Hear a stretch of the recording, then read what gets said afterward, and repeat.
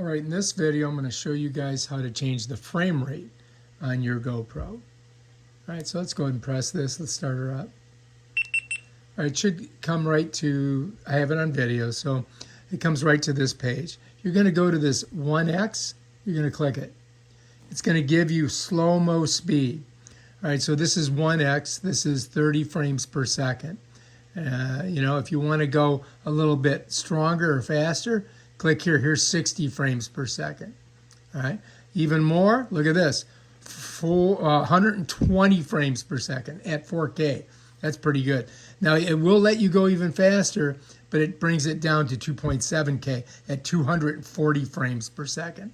So, you know, basically this is your 5.3 at 30 frames. That's what I usually shoot.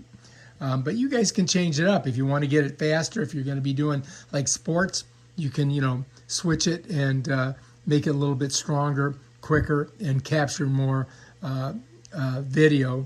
You know, you don't get the blur if you have it at the higher frame rate. All right, if you like this video, subscribe to my channel and check out my other awesome videos where I show you stuff like this. Peace out.